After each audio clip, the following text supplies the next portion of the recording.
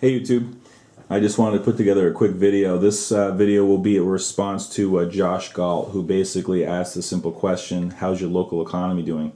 And there's no way I'm going to be able to keep this short, so I'll probably ramble a little bit. Before we get started though, look at this guys, no shaking. I bought a tripod. I mean, come on, I've been listening to you guys. Who takes care of you?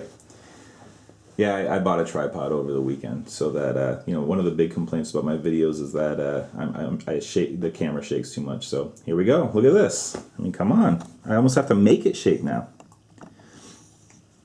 So as far as our local economy goes, Vermont really is unique. One thing about this state is we really rely on tourism.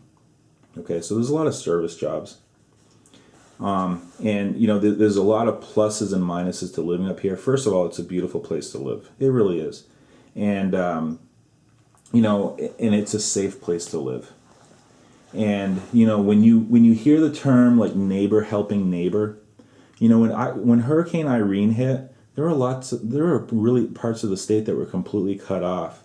And you know what? It was just neighbors helping neighbors. It really is exactly as you picture in your mind about small town America. Okay, the whole state is a series of small towns, and it's a great place to live in that respect. Do you know what our lead story in the news was this morning? And this isn't a joke. This is just the way it is up here.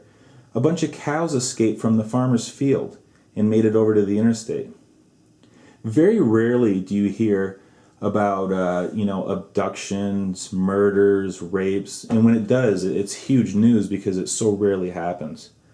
When I was down in Florida, I was just sitting there with my dad and just shaking my head because it was like a full hour of murders, robberies, break-ins, and everything else. And I just asked him, like, is this the way it always is? And he said, absolutely. And he goes, and this isn't all of Florida. This is just this one little part. I'm like, ooh. It just gives you an appreciation for where you live. The negative part of it, though, there aren't a lot of good paying jobs up here. Our biggest employers are IBM has a big semiconductor manufacturing plant up here. Green Mountain Coffee Roasters has a facility where they manufacture the K-cups, the little cups of coffee, the single cups of coffee. CNS Warehouse down in the southern part of the state is a large warehouse that distributes to a bunch of different grocery chains.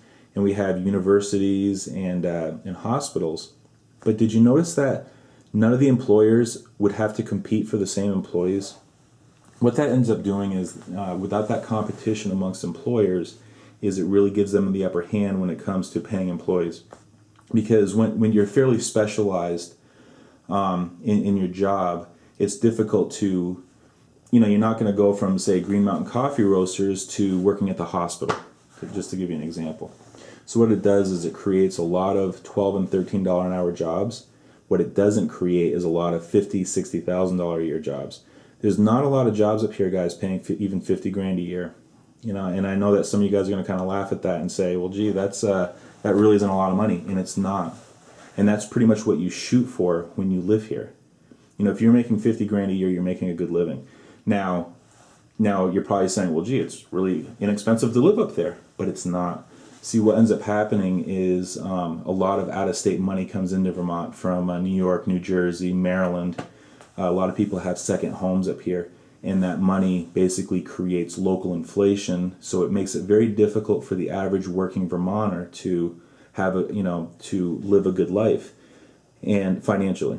And also because we have a low population base, we have very high property taxes, because one of the things that we do stress is the quality of our schools, and and that does show, right? The school systems that we have are really top notch, and it puts a lot of pressure on the working people up here.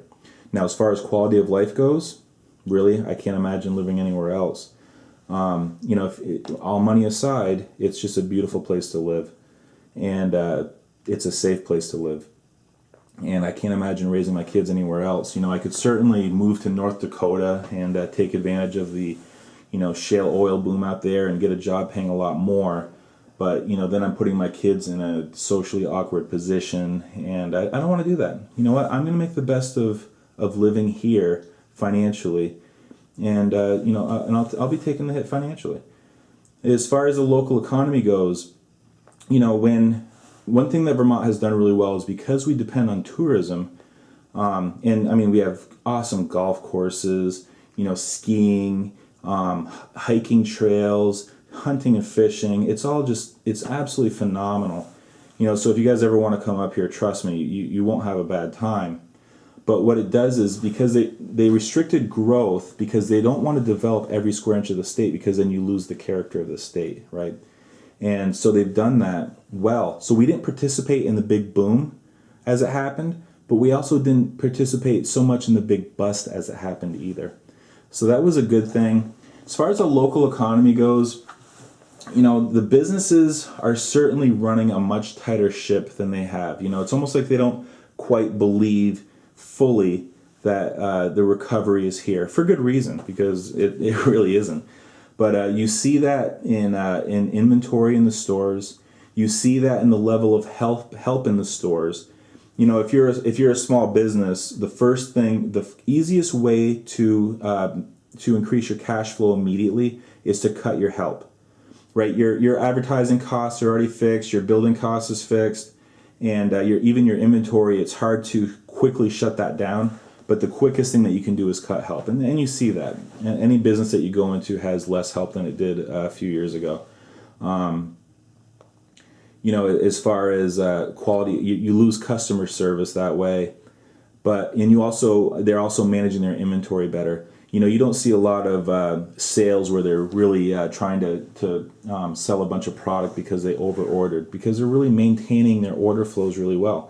Now, they sometimes lose sales when they do that, and that's unfortunate, because when you lose a sale, you often lose it forever. You can't get that back. When we're in the grocery business, we always said, if you run out of watermelon on a nice Saturday afternoon and somebody comes in for watermelon, you lost that sale forever, and that really is the case. But as far as the economy goes, it's still chugging along. It's really a pretty steady Eddie economy, and has been. But the average person that you talk to, we're all in the same boat.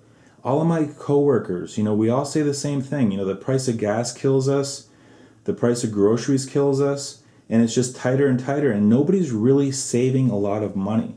When you're in that $30,000 to $35,000 to $40,000 income range, you do what you can to put aside a little bit of money, but people are taking fewer vacations. One of the big things here is to go to Maine. Go to the ocean, and that people just really aren't doing that like normal. I mean, maybe they'll go camping instead. The whole staycation thing really hits home here, because that's what I see a lot of people doing. Is they'll just say, what, I'll just go camping. It's cheaper, and it's for them it's just as much fun. But it is what it is. It's a daily grind. And I don't see a future where I'm suddenly making a lot more money. It's just not there. Even at the place that I work now, if I got manager, which is something that I'm working towards, I'm looking at a 4% raise and then going off shift. I mean, that's not exactly, life-changing money. But it's something that, I'm aspiring to do. So I'll keep working towards it. So anyway, Josh, that's the answer. We didn't participate in the huge boom, and we didn't exactly get, knocked down to our knees either in the bust. And as far as recovery, it's just kind of just chugging along like it always has. The average Vermonter is fairly conservative financially, so they don't take a lot of risks. And, it goes to show, because you don't see a lot of foreclosures. My buddy that I told you guys before that is heavily into real estate, it's very difficult for him to even find a property that cash flows right out of the gate.